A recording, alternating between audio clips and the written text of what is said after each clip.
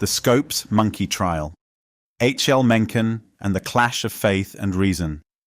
Few figures loom as large in early 20th century American journalism and letters as Henry Louis Mencken, 1880–1956.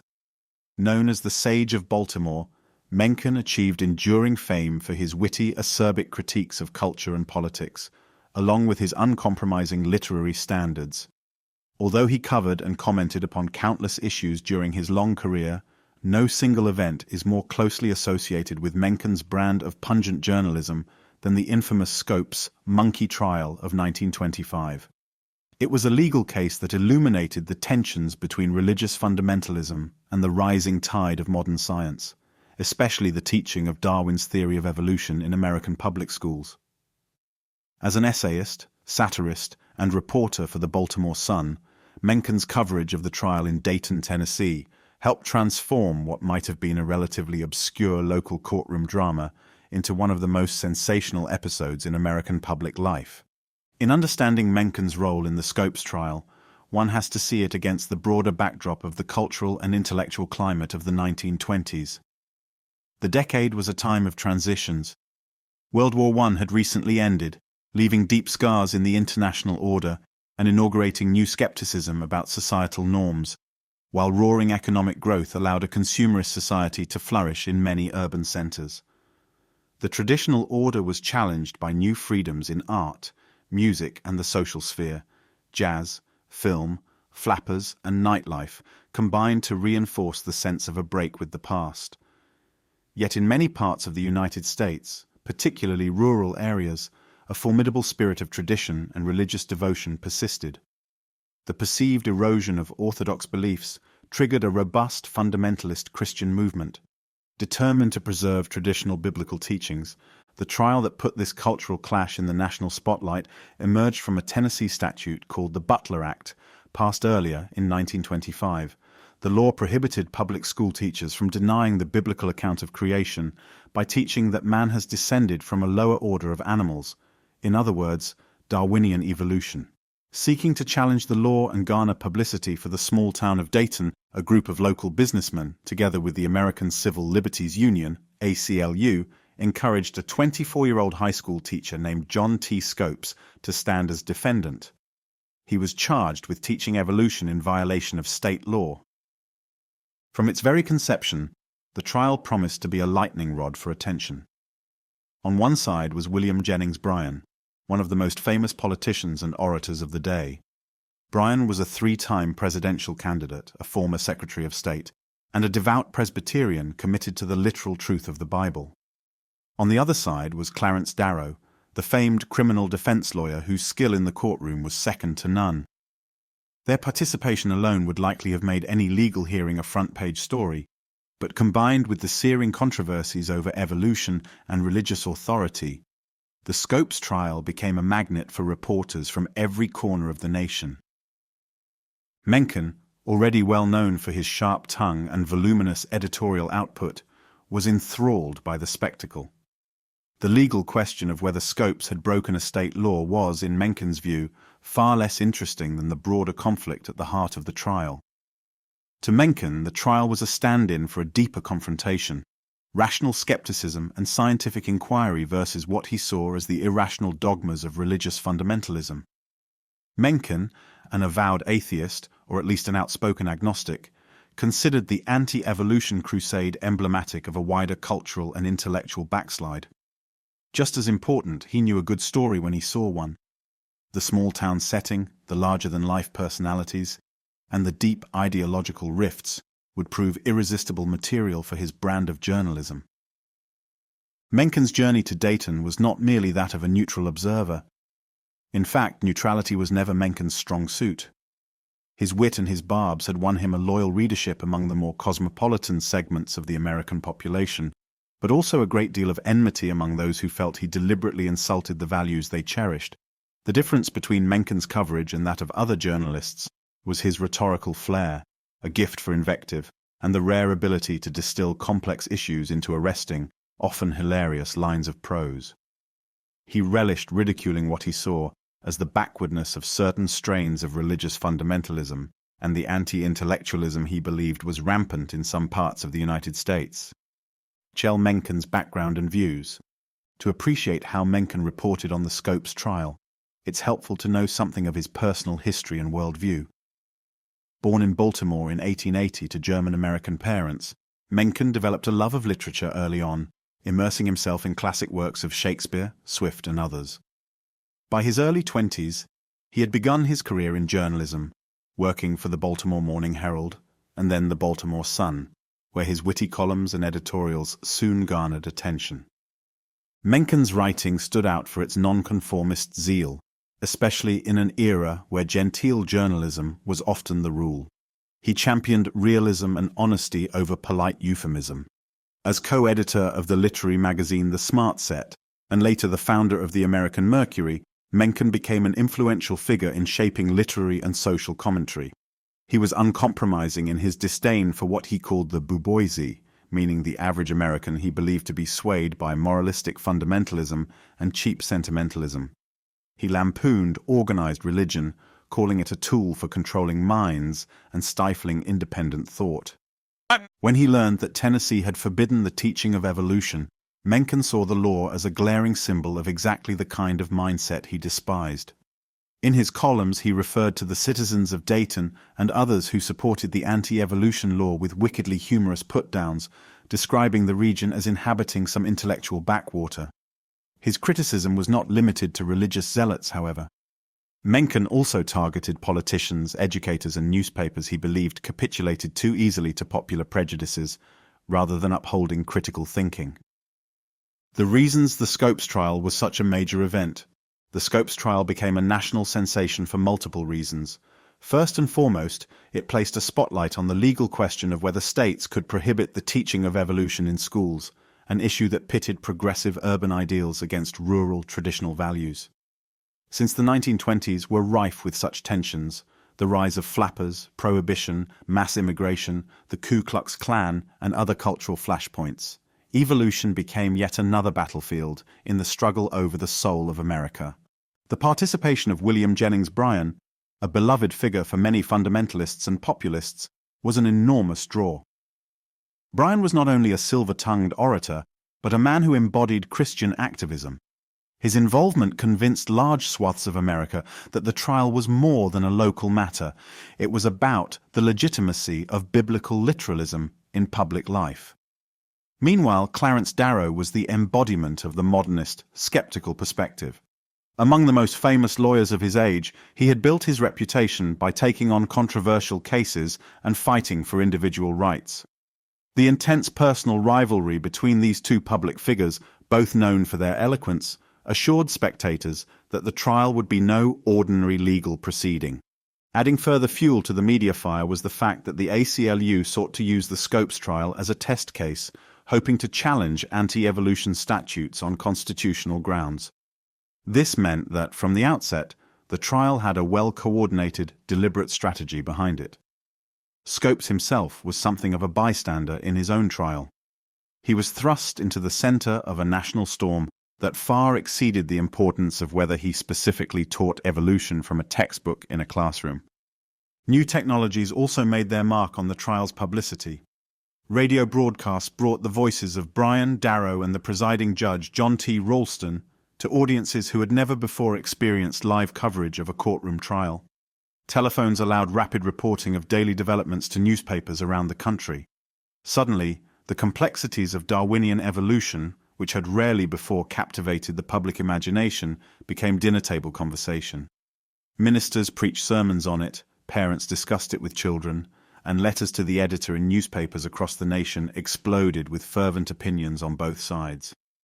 Against this backdrop, H.L. Mencken's columns about the monkey trial, as he so flippantly dubbed it, circulated widely and helped shape the prevailing narrative. His literary gifts brought both clarity and provocation.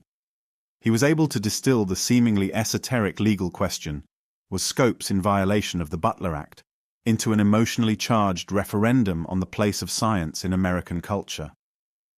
Mencken's writing style, brimming with caustic wit, endeared him to supporters of Darwin's theory, especially those in cosmopolitan centers like New York and Chicago. Mencken on the scene in Dayton. When Mencken arrived in Dayton, he found a town in a state of carnival-like excitement. Entrepreneurs and vendors flocked there to peddle souvenirs like monkey pins and postcards. Journalists from major papers crammed into the local hotels, broadcasting snippets of the trial to a hungry readership. Spectators poured into the courthouse to watch the contest between Bryan and Darrow. Dayton's townspeople, for the most part, supported the prosecution. Bryan was seen as a hero, defending the word of God. Scopes, and by extension Darrow, were outsiders come to challenge their way of life. True to form, Mencken did not hide his contempt for what he called the yokels. He described Dayton as a place marked by provincialism and fundamentalist fervor. In one of his most famous dispatches, Mencken wrote that the local citizenry were half-cured fundamentalists who viewed the outside world with a blend of suspicion and curiosity. He poked fun at Bryan's oratory, calling it grandstanding that fed on ignorance and fear. Mencken implied that Bryan was less interested in the finer points of science or theological debate than in rousing a crowd by invoking biblical literalism. Despite his scornful tone, Mencken's reporting was insightful and colorful.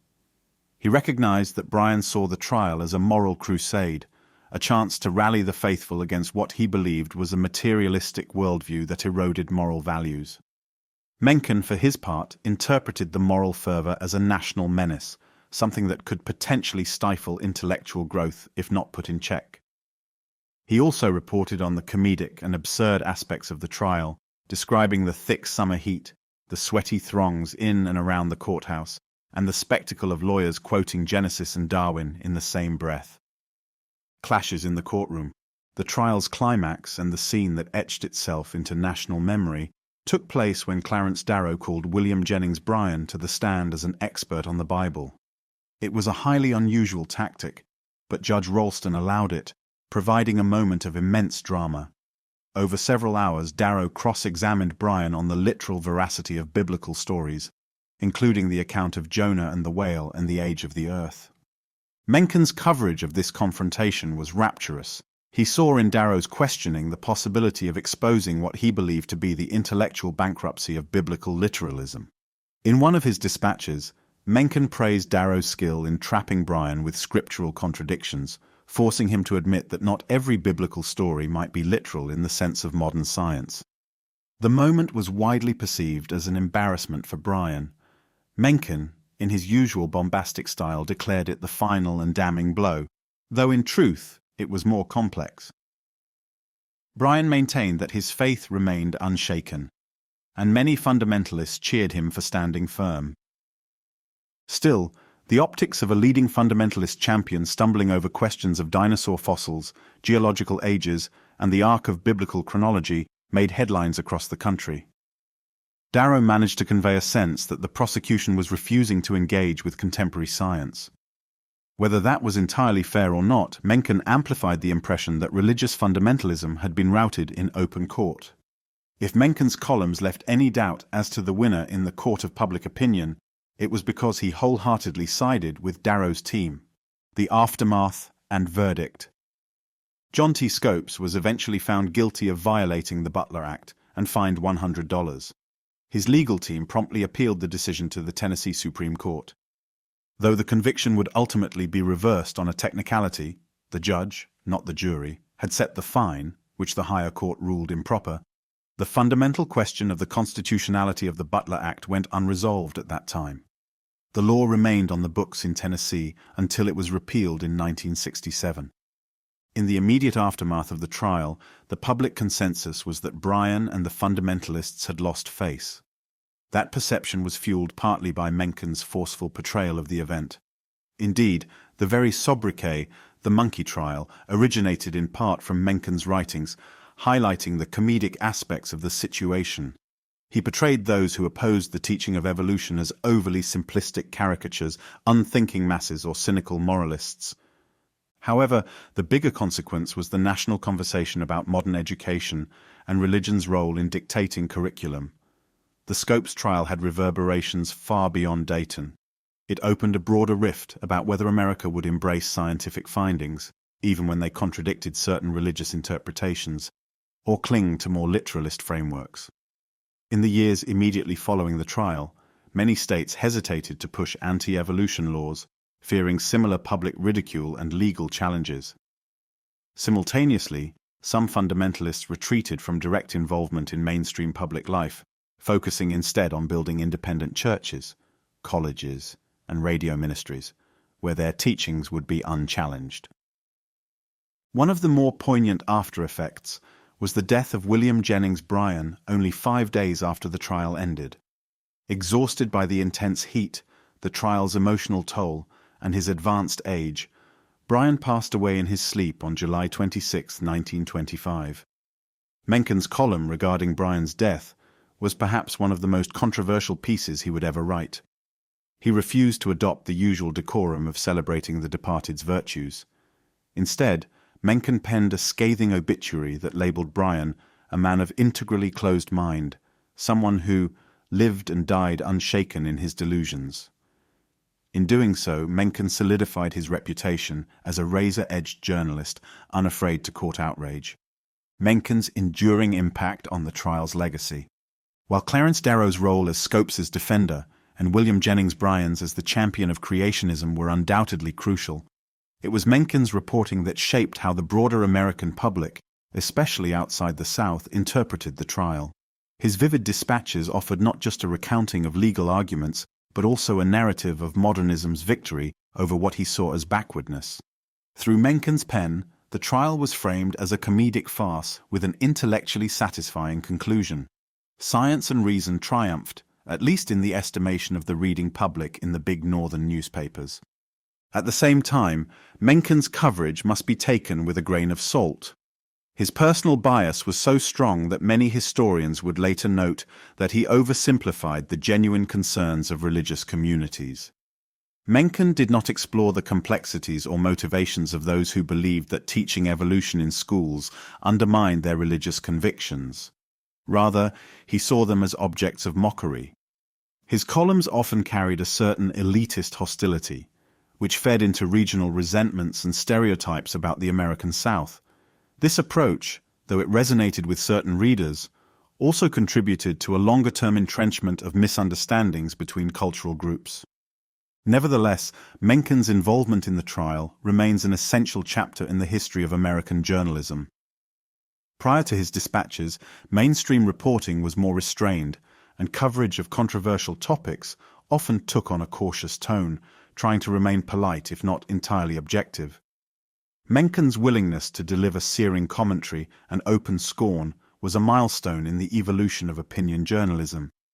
He proved that media outlets could influence the public conversation by framing events in a certain way, and he demonstrated that a journalist's voice could be as powerful as the facts they relayed. The legacy of the Scopes trial. Beyond Mencken's own impact, the Scopes trial itself became a foundational story in the ongoing clash between science and religion in American public life. Over subsequent decades, the teaching of evolution would remain a hot-button issue, erupting again in landmark legal battles such as Epperson v. Arkansas, 1968, and Edwards v. Aguillard, 1987. Indeed, debates over how to reconcile scientific knowledge with religious beliefs continue today, manifested in controversies over intelligent design, biology curricula, and religiously motivated legislation. The trial also showcased how the media and popular culture can transform a seemingly narrow legal dispute into a national spectacle. With the advent of faster communications technology, the coverage in 1925 was unprecedented in its immediate reach. The Scopes trial ushered in an era where high-profile trials, whether involving celebrities, political figures, or controversial social issues, would become central elements of national discourse. Decades later, portrayals of the Scopes trial in film and literature, such as the play and subsequent film adaptations of Inherit the Wind, would further cement its place in American cultural memory. For Mencken specifically, the Scopes trial represented an apex of sorts. His coverage was widely read, and his opinions on Bryan and fundamentalism brought him a great deal of fame, but they also cemented his reputation among certain groups as a hateful cynic. In the ensuing years, Mencken continued to write prolifically, but his sphere of influence began to wane amid broader historical currents. The onset of the Great Depression in 1929 and the lead-up to World War II demanded a different kind of national conversation, one more focused on economic policy, foreign affairs, and national unity. Mencken, with his caustic distrust of all politicians and entrenched ideologies, found himself increasingly at odds with the patriotic fervor demanded in the lead-up to WW2. Still, his legacy as an icon of journalistic independence and unbridled commentary remains. In retrospect, the Scopes trial was almost tailor-made for Mencken. It contained religious fervor, a battle over free thought, colorful characters, and the glaring spotlight of national attention. It offered Mencken the perfect stage to display his wit and to underscore his core argument, that uncritical thinking and blind faith were poisons in public life. In dire need of the disinfecting power of reason and satire, why the trial mattered, a final reflection.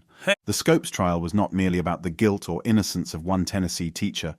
It was a symbolic stand-in for the era's fiercest controversies. It mattered because it dramatized the collision between tradition and modernity, a collision that reverberated across a nation caught between old certainties and new frontiers. The speed of technological and cultural change in the 1920s stirred anxieties among many Americans who feared losing their moral and religious moorings. Evolution, with its idea that humans were part of a long natural history rather than a direct creation, became the flashpoint for broader debates about truth, authority, and identity. Under these circumstances, the presence of a hyper-articulate journalist like H.L. Mencken proved electric. He distilled the complexities into punchy lines and witty barbs, ensuring that the trial reached an audience far beyond the usual legal watchers. Mencken's coverage helped the trial become, in the minds of many Americans, a testament to the dangers of letting religious dogma regulate public institutions. Whether or not one agrees with his dismissive view of fundamentalists, Mencken undeniably galvanized a generation of readers to reconsider where they stood on the interplay of faith and science. What made Mencken's involvement even more powerful was that, unlike Darrow, he was not bound by rules of legal engagement or by the responsibilities of defending a client. He was free to ridicule the perceived nonsense of the law and to lambast the small-town attitudes he believed animated it. This freedom let him speak in a way few others in that era dared, forging a style of journalism that was irreverent yet clarifying. In doing so, he shaped not just immediate perceptions of the Scopes trial, but the broader national dialogue on education, tolerance, and the role of religion in politics. In conclusion, H.L. Mencken's involvement in the Scopes trial was a meeting of the perfect event and the perfect commentator. The trial provided a dramatic, nation-gripping stage upon which issues of biblical literalism, scientific modernism, and legal strategy all converged. Mencken's columns, unabashedly partial, sardonic, and often insulting, reflected the fundamental divide in American culture. He took the conflict of ideas and used it as fuel for some of the most memorable and contentious journalism of the early 20th century. Even if his coverage occasionally veered into caricature, it ignited a wider public conversation about the place of science in American education, the rights of teachers and students, and the delicate balance between religious faith and the public sphere. In many ways, Mencken's dispatches from Dayton turned a local court proceeding into a pivot point of American cultural identity, one that resonates with debates about science and religion to this day. The Scopes trial remains enshrined in the public imagination, retold in books, plays, films, and classrooms, where it stands as a microcosm of the broader American struggle with modernity. H.L. Mencken's fingerprints are all over that legacy, reminding us that the power of journalism lies not just in relaying facts, but also in shaping how events are interpreted and remembered. He was more than just a reporter on the scene. He was the irreverent chorus, mocking folly, championing reason, and forever intertwining his own reputation with that of one of the most dramatic episodes in the history of American law and culture. H.L. Mencken's report on the Scopes trial, Day by Day, July 9, 1925. On the eve of the great contest, Dayton is full of sickening surges and tremors of doubt. 5 or 6 weeks ago, when the infidel Scopes was first laid by the heels, there was no uncertainty in all this smiling valley. The town boomers leaped to the assault as one man. Here was an unexampled, almost a miraculous chance to get Dayton upon the front pages, to make it talked about, to put it upon the map. But how now? Today, with the curtain barely rung up and the worst buffooneries to come, it is obvious to even town boomers that getting upon the map, like patriotism, is not enough. The getting there must be managed discreetly, adroitly, with careful regard to psychological niceties. The boomers of Dayton, alas, had no skill at such things, and the experts they called in were all quacks. The result now turns the communal liver to water. 2 months ago the town was obscure and happy. Today it is a universal joke. I have been attending the permanent town meeting that goes on in Robinson's drugstore, trying to find out what the town optimists have saved from the wreck. All I can find is a sort of mystical confidence that God will somehow come to the rescue to reward his old and faithful partisans as they deserve. That good will flow eventually out of what now seems to be heavily evil. More specifically, it is believed that settlers will be attracted to the town as to some refuge from the atheism of the great urban Sodoms and Gomorrah. But will these refugees bring any money with them? Will they buy lots and build houses? Will they light the fires of the cold and silent blast furnace down the railroad tracks? On these points, I regret to report, optimism has to call in theology to aid it. Prayer can accomplish a lot. It can cure diabetes, find lost pocketbooks, and retain husbands from beating their wives. But is prayer made any more efficacious by giving a circus first? Coming to this thought, Dayton begins to sweat. The town, I confess, greatly surprised me. I expected to find a squalid southern village, with darkies snoozing on the horse blocks, pigs rooting under the houses, and the inhabitants full of hookworm and malaria. What I found was a country town of charm and even beauty. Arrow in picture points to Mencken as he listens to Clarence Darrow at the Scopes trial. July 10th. The town boomers have banqueted Darrow as well as Brian, but there is no mistaking which of the two has the crowd, which means the veneer of tried and true men. Brian has been oozing around the country since his first day here, addressing this organization and that, presenting the indubitable word of God in his caressing, ingratiating way, and so making unanimity doubly unanimous. From the defense yesterday came hints that he was making hay before the sun had legally begun to shine, even that it was a sort of contempt of court. But no Daytonian believes anything of the sort. What Brian says doesn't seem to these congenial Baptists and Methodists to be argument. It seems to be a mere graceful statement to the obvious. July 11th. The selection of a jury to try Scopes, which went on all yesterday afternoon in the atmosphere of a blast furnace, showed to what extreme lengths the salvation of the local primates has been pushed. It was obvious after a few rounds that the jury would be unanimously hot for Genesis. The most that Mr. Darrow could hope for was to sneak in a few bold enough to declare publicly that they would have to hear the evidence against Scopes before condemning him. The slightest sign of anything further brought forth a peremptory challenge from the state. Once a man was challenged without examination for simply admitting that he did not belong formally to any church. Another time a panel man who confessed that he was prejudiced against evolution got a hearty round of applause from the crowd. In brief, this is a strictly Christian community, and such is its notion of fairness, justice, and due process of law. Try to picture a town made up wholly of Dr. Crabs and Dr. Kellys, and you will have a reasonably accurate image of it. Its people are simply unable to imagine a man who rejects the literal authority of the Bible. The most they can conjure up, straining until they are red in the face, is a man who is in error about the meaning of this or that text. Thus, one accused of heresy among them is like one accused of boiling his grandmother to make soap in Maryland. July 13th. It would be hard to imagine a more moral town than Dayton. If it has any bootleggers, no visitor has heard of them.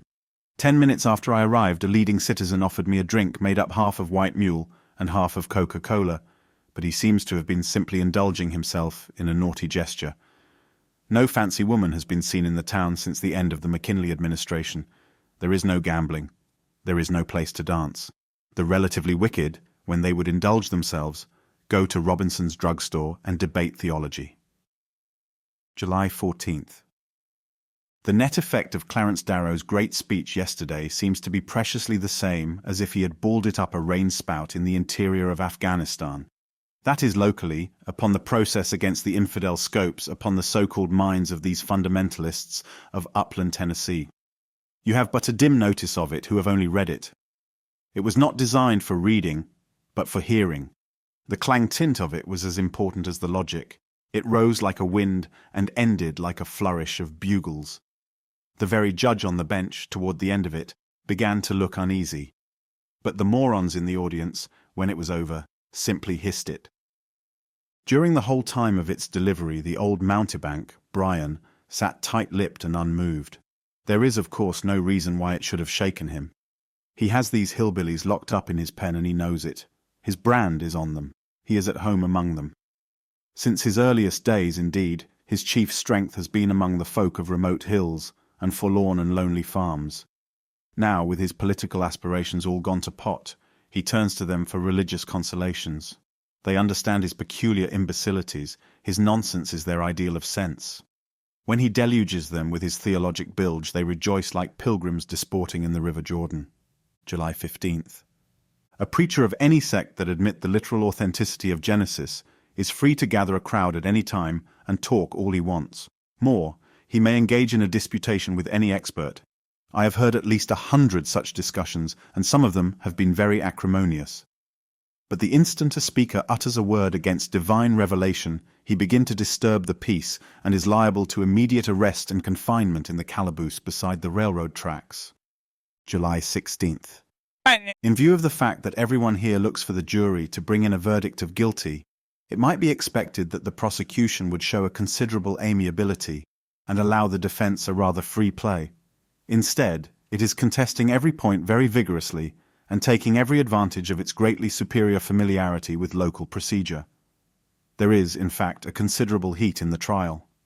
Brian and the local lawyers for the state sit glaring at the defense all day, and even the Attorney General, Etty Stewart, who is supposed to have secret doubts about fundamentalism, has shown such pugnacity that it has already brought him to forced apologies. The high point of yesterday's proceedings was reached with the appearance of Dr. Maynard M. Metcalf of the Johns Hopkins. The doctor is a somewhat chubby man of bland mien, and during the first part of his testimony, with the jury present, the prosecution apparently viewed his with great equanimity. But the instant he was asked a question bearing directly upon the case at bar, there was a flurry in the Brian pen, and Stewart was on his feet with protests. Another question followed, with more and hotter protests. The judge then excluded the jury, and the show began. What ensued was on the surface a harmless enough dialogue between Dr. Metcalf and Darrow, but underneath there was tense drama. At the first question, Brian came out from behind the state's table and planted himself directly in front of Dr. Metcalf, and not 10 feet away. The two Mackenzies followed, with young Sue Hicks at their heels. Then began one of the clearest, most succinct and withal most eloquent presentations of the case for the evolutionists that I have ever heard. The doctor was never at a loss for a word, and his ideas flowed freely and smoothly. Darrow steered him magnificently. A word or two, and he was howling down the wind. Another, and he hauled up to discharge a broadside. There was no cocksureness in him. Instead, he was rather cautious and deprecatory, and sometimes he halted and confessed his ignorance. But what he got over before he finished was a superb counterblast to the fundamentalist bunkum. The jury, at least in theory, heard nothing of it, but it went whooping into the radio and it went banging into the face of Brian. This old buzzard, having failed to raise the mob against its rulers, now prepares to raise it against its teachers. He can never be the peasants' president, but there is still a chance to be the peasants' pope. He leads a new crusade, his bald head glistening, his face streaming with sweat, his chest heaving beneath his rumpled alpaca coat. One somehow pities him, despite his so palpable imbecilities. It is a tragedy indeed to begin life as a hero and to end it as a buffoon. But let no one, laughing at him, underestimate the magic that lies in his black malignant eye, his frayed but still eloquent voice. He can shake and inflame these poor ignoramuses as no other man among us can shake and inflame them, and he is desperately eager to order the charge. In Tennessee, he is drilling his army. The big battles, he believes, will be fought elsewhere. July 17th. Malone was in good voice. It was a great day for Ireland, and for the defence. For Malone not only out-yelled Brian, he also plainly out-generaled and out-argued him. His speech indeed was one of the best presentations of the case against the fundamentalist rubbish that I have ever heard. It was simple in structure, it was clear in reasoning, and at its high points it was overwhelmingly eloquent. It was not long, but it covered the whole ground, and it let off many a gaudy skyrocket, and so it conquered even the fundamentalist. At its end they gave it a tremendous cheer, a cheer at least 4 times as hearty as that given to Brian. For these rustics delight in speechifying, and know when it is good. The devil's logic cannot fetch them, but they are not above taking a voluptuous pleasure in his lascivious phrases. July 18th. All that remains of the great cause of the state of Tennessee against the infidel Scopes is the formal business of bumping off the defendant. There may be some legal jousting on Monday, and some gaudy oratory on Tuesday, but the main battle is over, with Genesis completely triumphant. Judge Ralston finished the benign business yesterday morning by leaping with soft judicial hosannas into the arms of the prosecution. The sole commentary of the sardonic Darrow consisted of bringing down a metaphorical custard pie upon the occiput of the learned jurist. "I hope," said the latter nervously, "that counsel intends no reflection upon this court." Darrow hunched his shoulders and looked out of the window dreamily. "Your Honor," he said, "is of course entitled to hope. The Scopes trial from the start has been carried on in a manner exactly fitted to the anti-evolution law and the simian imbecility under it. There hasn't been the slightest pretense to decorum. The rustic judge, a candidate for re-election, has postured the yokels like a clown in a 10-cent sideshow, and almost every word he has uttered has been an undisguised appeal to their prejudices and superstitions. The chief prosecuting attorney, beginning like a competent lawyer and a man of self-respect, ended like a convert at a Billy Sunday revival. It fell to him, finally, to make a clear and astounding statement of theory of justice prevailing under fundamentalism. What he said in brief was that a man accused of infidelity had no rights whatever under Tennessee law. Darrow has lost this case. It was lost long before he came to Dayton, but it seems to me that he has nevertheless performed a great public service by fighting it to a finish, and in a perfectly serious way. Let no one mistake it for comedy, farcical though it may be in all its details. It serves notice on the country that Neanderthal man is organizing in these forlorn backwaters of the land, led by a fanatic, rid of sense and devoid of conscience. Tennessee, challenging him too timorously and too late, now sees its courts converted into camp meetings and its Bill of Rights made a mock of by its sworn officers of the law. There are other states that had better look to their arsenals before the Hun is at their gates.